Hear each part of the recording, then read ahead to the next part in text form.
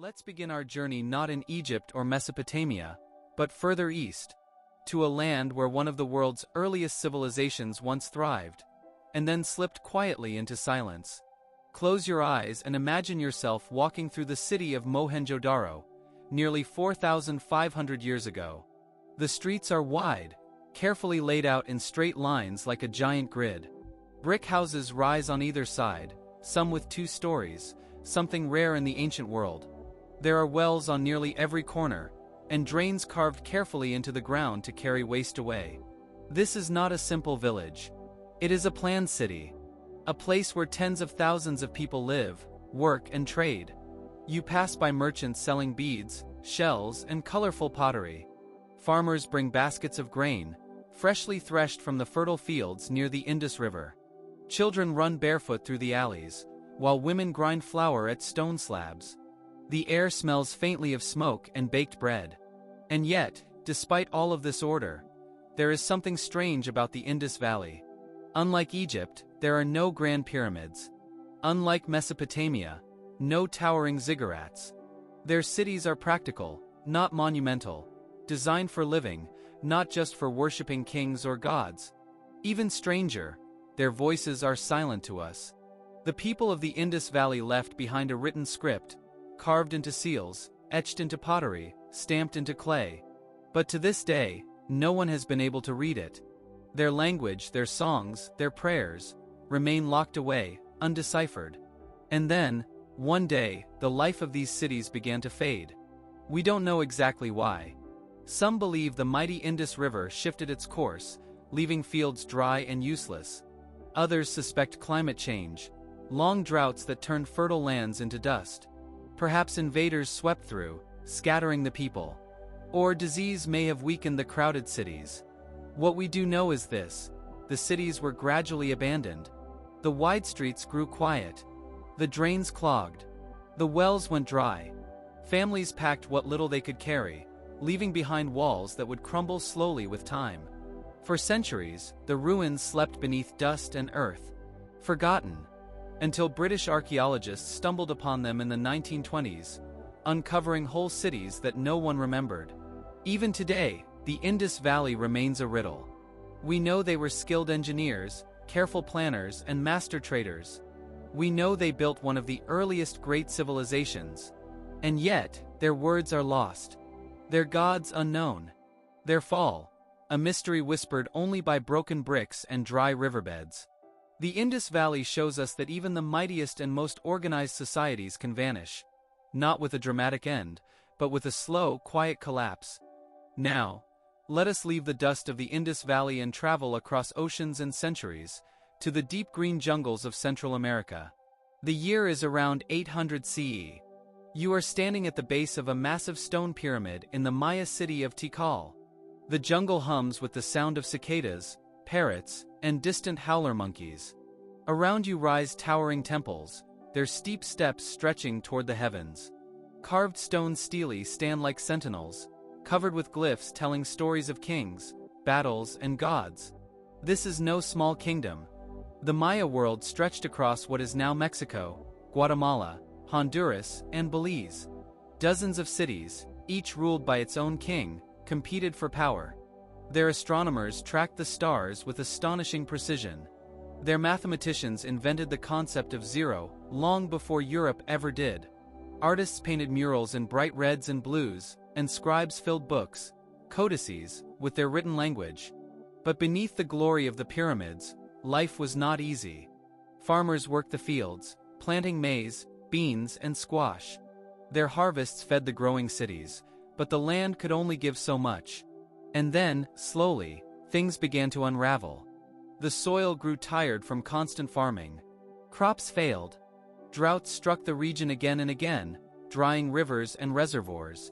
Hunger spread. At the same time, rival cities fought endless wars, kings desperate for power, soldiers taken captive, whole communities destroyed. The once thriving trade networks began to break apart. One by one, the great cities emptied. Pyramids once filled with priests and worshippers stood silent. Stone stelae were toppled. Books, fragile and few, vanished. And the jungle crept back in. Roots split the walls. Vines climbed the pyramids. Birds nested where kings once ruled. For centuries, the Maya cities lay hidden, swallowed whole by green forests.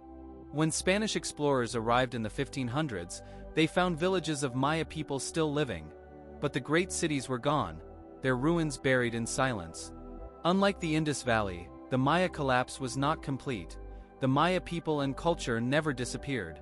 They survived, adapting, and their descendants live across Central America today.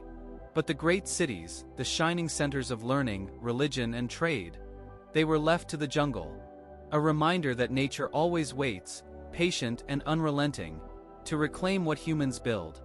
Now let us cross an ocean once more, to the deserts and mesas of what is today the American Southwest. It is the year 1200 CE. You stand at the edge of a towering cliff in what we now call Mesa Verde. Below you, carved directly into the sandstone, is a city unlike any other. Homes, towers, and storage rooms built inside caves, tucked high in the cliffside. The people who lived here are known as the Ancestral Puebloans. For centuries, they thrived in this dry land, building vast networks of villages, roads, and ceremonial spaces called kivas. They grew corn, beans, and squash in terraced fields, storing food in carefully sealed rooms to protect it from pests. Life here was hard, the summers scorching, the winters bitter cold. Yet they adapted brilliantly, blending architecture with the land itself. Their cliff dwellings offered protection from enemies and relief from the sun. From a distance, it was as though the very rock had come alive with windows and doorways. But even here, civilization faced collapse. The rains grew fewer. Decade after decade, drought struck. Crops shriveled. Storage rooms emptied. Hunger gnawed at families. At the same time, rivalries and conflicts grew. Some evidence suggests that communities fought over dwindling water and fertile land. Others simply left, migrating toward the Rio Grande or further south, seeking more reliable resources. By the late 1200s, many of the great cliff dwellings were abandoned. Fires went out. Kivas grew cold. Stone rooms that once echoed with laughter and prayers fell silent.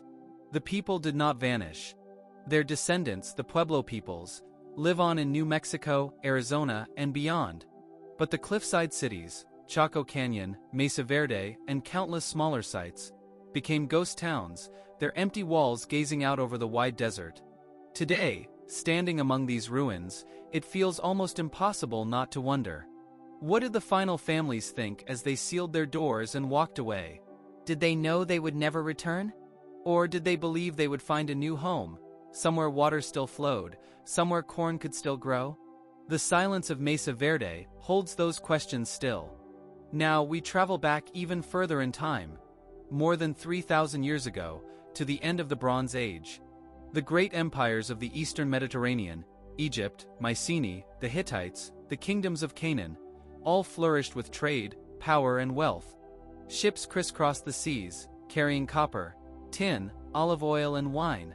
Palaces gleamed with frescoes.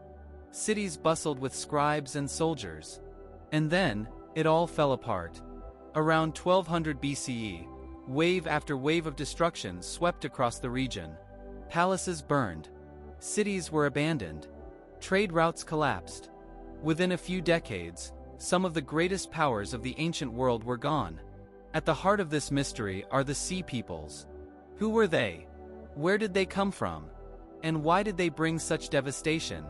Egyptian inscriptions tell us of strange warriors who arrived in ships, armed with spears and bronze swords. They fought not only with soldiers but with entire families, traveling with wagons, cattle, and children. They weren't just raiders, they were migrants, desperate and determined, moving across the seas in search of survival. For the Egyptians, they were enemies. In great temple carvings, Pharaoh Ramses III boasts of defeating them in a massive sea battle. Their ships overturned, their warriors slaughtered. But even Egypt barely survived. Elsewhere, the damage was permanent. The Hittite Empire collapsed. Mycenaean palaces fell to fire. Cities like Ugarit, once shining jewels of trade, disappeared beneath ash and silence. But here lies the mystery. Were the Sea Peoples truly the cause? Or were they simply one part of a much larger storm? Some scholars believe climate change, long droughts, poor harvests, pushed entire populations to desperation. Others point to earthquakes that shattered cities, or to rebellions within the empires themselves.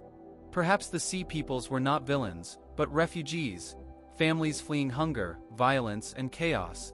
What we know for certain is this: the Bronze Age ended in fire, and from the ashes, a new world emerged. The Greek Dark Ages, the rise of small kingdoms, the eventual dawn of the Iron Age. The mystery of the sea peoples remains unsolved, but their shadow stretches across history, a reminder that even the mightiest civilizations can crumble, suddenly and without mercy. Now, taking us back to what we have gone through, we've journeyed across time, from the careful streets of the Indus Valley, to the towering pyramids of the Maya, to the cliffside homes of the ancestral Puebloans, and finally, into the fire and chaos of the Bronze Age collapse. We saw cities rise with order, science, and beauty, and we watched them fall to drought, famine, conflict, and mystery. Each civilization left behind ruins, riddles, and lessons, reminders that even the greatest societies are fragile. And yet, through collapse, humanity always endured. Farmers became traders, migrants became builders, survivors became storytellers. If you've stayed with me this far, you now carry pieces of these vanished worlds with you. Their struggles, their brilliance, and their silence are all part of our shared human story. You've been watching Inside Crichton. Thank you for exploring this journey with me. If it left you curious, give it a like, share it with someone who loves mysteries, and subscribe so you won't miss the next chapter. Until then, stay curious, and keep looking deeper.